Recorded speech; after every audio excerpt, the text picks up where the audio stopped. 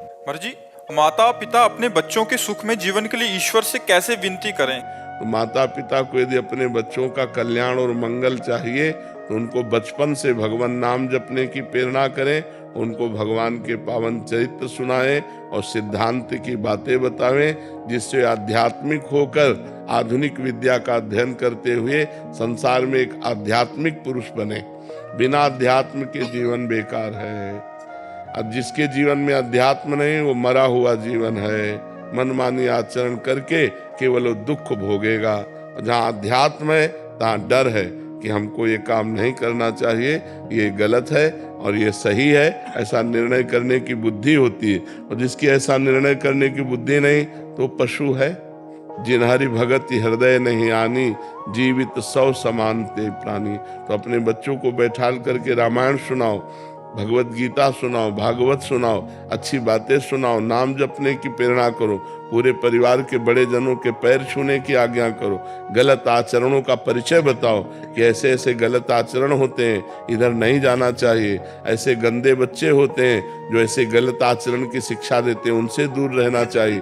तब उन बच्चों का जीवन। तो अध्यात्म की शिक्षा माता पिता को अपने बालकों को देनी चाहिए। पर दुर्भाग्य यह है कि माता पिता अध्यात्म में नहीं है। माता पिता को ही ज्ञान नहीं कि अध्यात्म क्या है, तो बच्चों को क्या अध्यात्म की शिक्षा देंगे?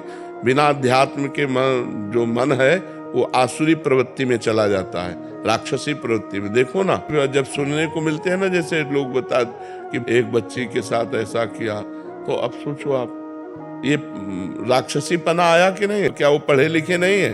पढ़े लिखे, आधुनिक पढ़ाई में खूब ग्रेजुएट है, लेकिन आध्यात्मिक पढ़ाई ना होने के कारण वो अपने आचरणों से भ्रष्ट है, वो अपने आचरणों से गिरे हुए हैं। तो हमें लगता है बच्चों की उन्नति के लिए बाल्यावस्था से आध्यात्मिक भी उनको ज्ञान कराना चाहिए, जिससे उनका चरित्र पवित्र हो, जिनसे उनके आचरण अच्छे हों, जिनसे उनका बोलना, व्यवहार, बर्ताव अच्छा हो। आजकल बच्चे अपने माता पिता से ऐसे बात करते हैं जैसे नहीं करना चाहिए, असभ्य बातें करते हैं। तो ये पढ़ाई लिखाई का है?